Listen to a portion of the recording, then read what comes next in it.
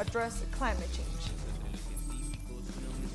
Hundreds of workers at an iPhone factory in India down tolls over 4 months' salary arrears.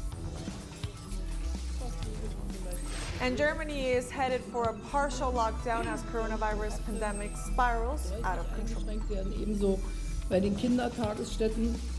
Hello and welcome to teleSUR English. I am Estefania Bravo from the headquarters of Quito, Ecuador. This is From the South. Heads of state and governments from over 70 countries have held a virtual gathering to celebrate the 5th anniversary of the Paris Agreement, the international pact aimed at curbing global warming. The administration of outgoing U.S. President Donald Trump, who pulled Washington out of the Paris Accord, wasn't represented at the online gathering, but President-elect Joe Biden made clear the U.S. will join again. Also absent were major economies such as Australia, Brazil, Indonesia, Mexico, Russia, and Saudi Arabia. Most have offered no significant improvement on their existing emission targets lately. The Paris Agreement aims to cap global warming at under 2 degrees Celsius, ideally no more than 1.5 degrees Celsius by the end of the century. EU Chief Ursula von der Leyen has called on climate change a human issue at the Climate Ambition Summit. Only accounts for less than 10% of global emissions. Climate change is more than a European issue. It is a human issue.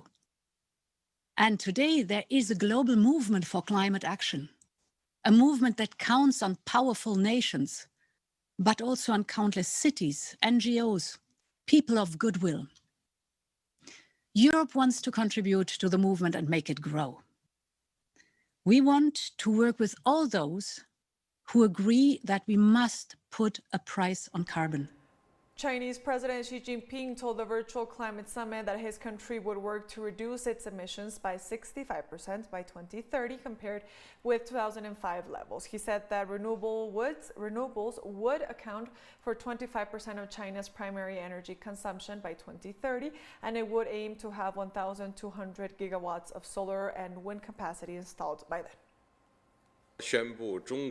I announced that China would increase its nationally determined contributions, adopt stronger policies and measures, and strive to reach peak carbon dioxide emissions by 2030, and strive to achieve carbon neutrality by 2060. Here I will further announce that by 2030, China's carbon dioxide emissions per unit of GDP will drop by more than 65% from the 2005 level, and non-fossil fuels will account for about 25% of primary energy consumption. The forest stock volume will be increased by 6 billion cubic meters from the 2005 level. The total installed capacity of wind power and solar power will hit over 1.2 billion kilowatts. United Nations Chief Antonio Guterres has urged world leaders to declare a state of climate emergency and shape a greener growth after the coronavirus pandemic.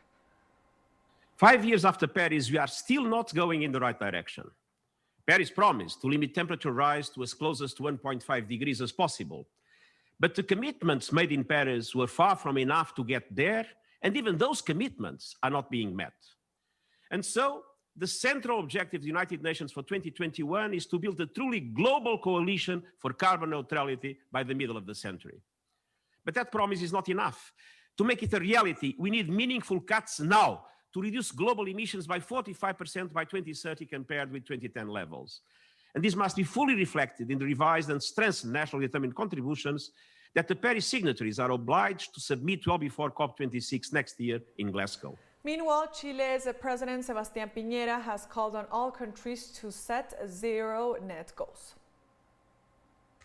Today, I want to call on the heads of state and government in attendance. We must all move steadily towards development models that are low in emissions and commit to zero net emissions as soon as possible. If we want to keep global temperatures rise below 1.5 degrees Celsius, current carbon emissions must be reduced by at least 45%, almost by half, in the next 10 years, and we must achieve carbon neutrality by 2050. And on the eve of the anniversary of the signing of the climate change agreement, the Caribbean community hosted the CARICOM Moment of Ambition, where Secretary General Erwin LaRocque lamented that the region cannot afford to mitigate the catastrophic consequences of climate change, especially amidst the pandemic. As such, he said urgent measures are needed for CARICOM states to access aid for post-COVID-19 and climate recovery. As CARICOM, we continue to advocate for policy options and urgent measures to finally address access issues in the context of COVID recovery, climate change, and development. In this regard, we urge the international community to expand the criteria for access to grant and concessionary finance and debt relief initiatives. A universal vulnerability index must be established to determine such access. It is our sincere hope that the next 5 years will be characterized by developing new financial instruments. These should include debt for climate swaps and grant-based financing for specific initiatives. Renewed attention to mobilizing partnerships with the private sector and addressing options for finance to support regional responses to loss and damage are also of importance. On February 4th, a Jamaican judge will disclose whether former Education Minister Ruel Ried, President of the Caribbean Maritime University Professor Fritz Pinnock, and others will go to trial for fraud. Chief Judge of the Parish Court Chester Crooks made the announcement on Friday after a defense attorney urged him to dismiss the matter since the accused were arrested by officers of the Financial Investigations Division, which had no jurisdiction to do so. In October of 2019, police charged Reed, his wife Sharon, and daughter Sharelle Pinnock, and Councillor Kim Brown Lawrence of the ruling Jamaica Labour Party over allegations of financial improprieties in which funds were supposedly siphoned from CMU and the Ministry of Education. They are all out of bail. Let's take a short break now. Join us again after this.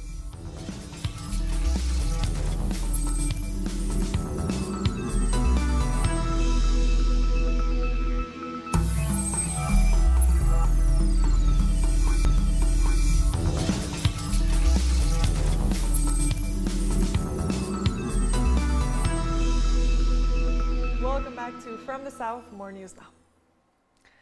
For the first time in decades, Mexico has canceled the Catholic pilgrimage of Virgin of Guadalupe due to the pandemic. The annual religious event, in which millions visit Mexico's city's Basilica of Guadalupe on December 11th and the 12th, is regarded as one of the world's largest Catholic pilgrimages. Some devotees try to reach the church despite religious authorities announcing the closure of the Basilica. Business owners said they have been affected by the measures, as the millions of pilgrims usually mean a boost to their income.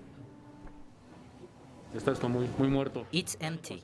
Last year, there were rivers of people. People here with their camping tents. People eating at the hotel. People from all over the world, as well as nationals, and now we don't have anything. I say that we are living happy because we came and had another year sitting here with the Virgin. But we are a little sad because they will not allow us to come inside to her home and visit her. But the good thing is that we came. For the first time in its history, Bolivia's civil registry has authorized a same-sex civil union following a 2-year legal battle. David Aruquipa, a 48-year-old businessman, and Guido Montano, a 45-year-old lawyer, were initially denied the right to register their union in 2018 by authorities who said the country's laws did not allow same-sex marriage. While the Constitution still does not permit same-sex unions, the couple argued successfully that the prohibition violated international human rights standards and constituted discrimination under the nation's law.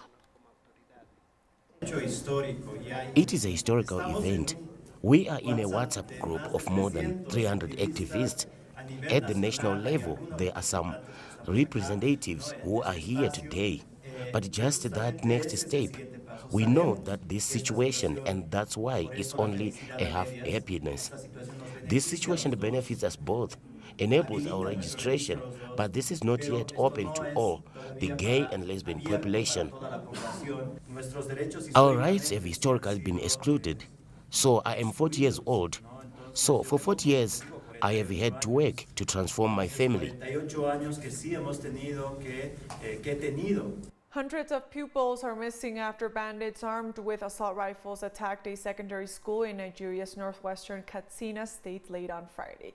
A senior police officer told journalists that the gunmen stormed the government science secondary school in Kankara district at about 9:40 p.m. and police at the scene returned fire, allowing some students to run for safety. He added that law enforcement is working with the military to determine the exact number of students that are missing or kidnapped in an effort to find them. Katsina, the home state of President Muhammadu Buhari, is plagued by violent bandits who often attack civilians and carry out kidnappings.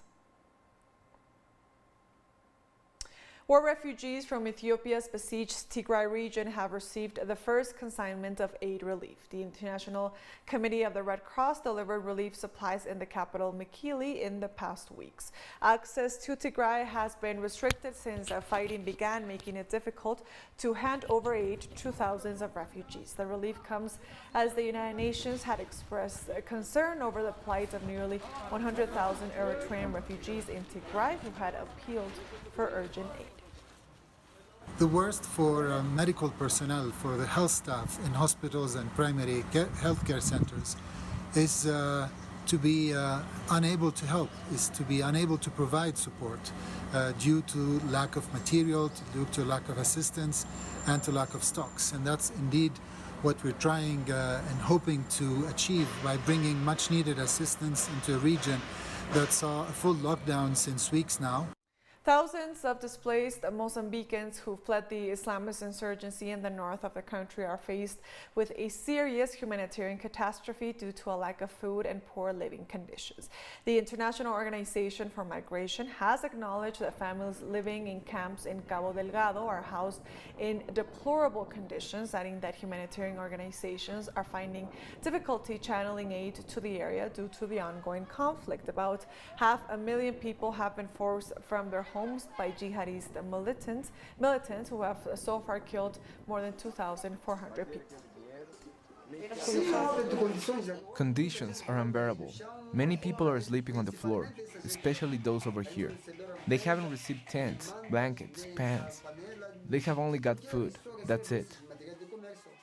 In terms of support, usually we have a few sectors that I've regularly mentioned and are reflecting the needs on the ground. So clearly access to food, water, clean water is key, access to shelter, access to household items. These are really sectors and the support that is regularly requested by internally displaced persons. Political parties in the Central African Republic have started scaling up campaigns ahead of the general election set for the end of the month. The incumbent president Faustin Archange Kududari held his first rally in the capital Bangui, where he pledged to bring peace to a country ravaged by more than 7 years of civil war. This month's ballot will be the second since the conflict broke out in 2013 when Muslim Seleka Rebel Alliance fought with Christian anti-Balaka militia. Armed groups still control much of the country despite a peace agreement signed almost 2 years ago.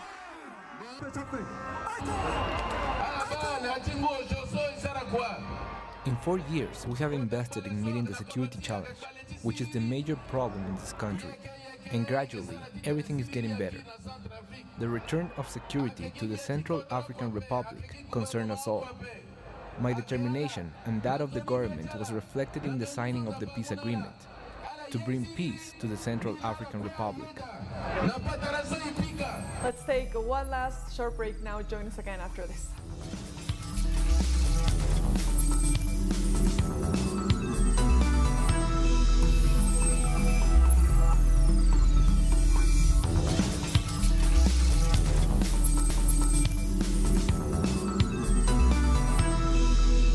Welcome back to From the South, more news now.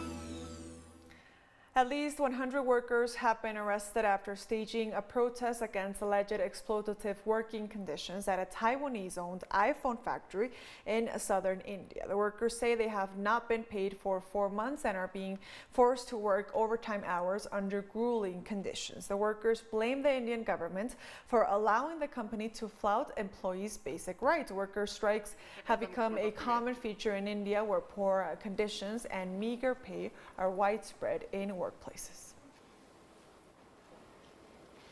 Fresh protests against India's disputed citizenship law have erupted in India's northeastern Assam state.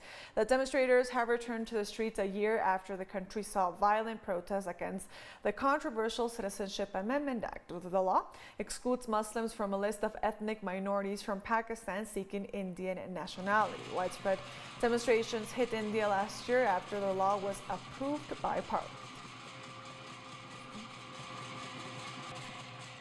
A bomb attack in Afghanistan's capital, Kabul, has killed at least 2 people. According to the Kabul police chief, the sticky bomb was attached to an armored vehicle in northern Kabul, which killed 2 and wounded at least 2 others. The police said that in a separate attack, an Afghan government prosecutor was shot dead in eastern Kabul. The prosecutor was on his way to his office when he was attacked in Karti Now neighborhood. No one has claimed responsibility for the attacks. I heard an explosion, came out from my house and saw the car which was targeted. It was burning a little bit. Security guards tried to extinguish the fire, but they couldn't do it. U.S. citizens are set to start receiving the Pfizer-BioNTech COVID-19 vaccine from Monday, according to General Gus Perna, head of the distribution operation. 145 sites across all the states to receive vaccine on Monday. Another 425 sites on Tuesday, and the final 66 sites on Wednesday, which will complete the initial delivery of the Pfizer orders for vaccine.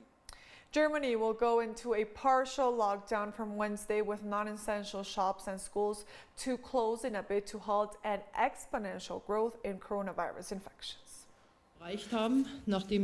After a period in which we could stop the exponential growth and had a sideways movement, we have had rising case numbers and exponential growth again for a few days. This means that we also have a lot of deaths. You all follow the statistics, and we know that the health system is already under great strain, and our intention has always been to avoid a strain on the health system. That is why there is an urgent need for action.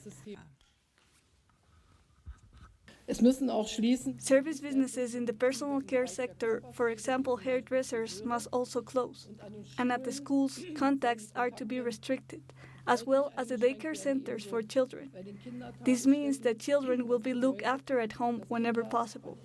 British farmers have expressed concern over Brexit uncertainty as the end of the transition period draws near.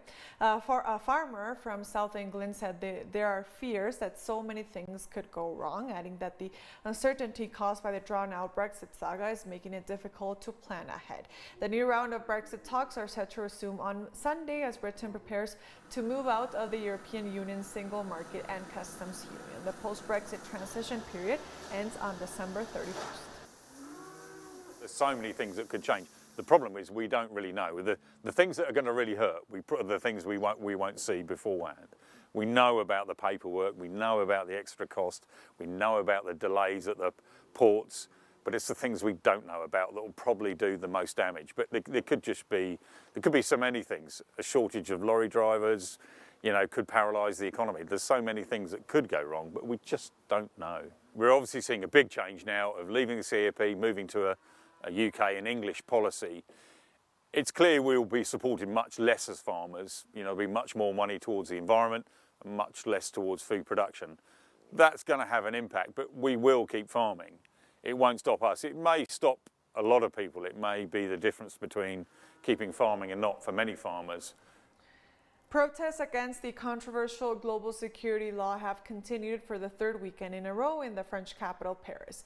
Demonstrations erupted after the government introduced a security bill in parliament that is meant to increase surveillance and restrict the circulation of images of police officers in the media and also online. The bill has been viewed as part of President Emmanuel Macron's bid to strengthen the imposition of law and order ahead of elections scheduled for 2022.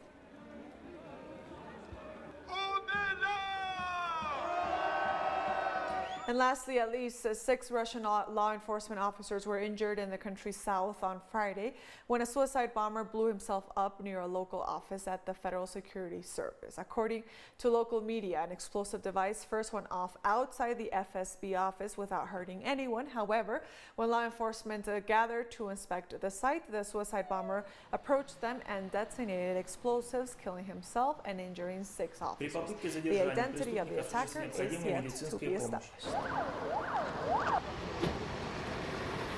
And with that story, we've come to the end of this news brief. You can find these and many other stories on our website at telesurenglish.net. For our viewers in Africa, remember you can find us on StarSat channel 461 in South Africa and channel 539 in Nigeria. And also be sure to follow us on social media as well. And be sure to follow me on Twitter at @Bravo Telesur. For Telesur English, I am Estefania Bravo. See you next time.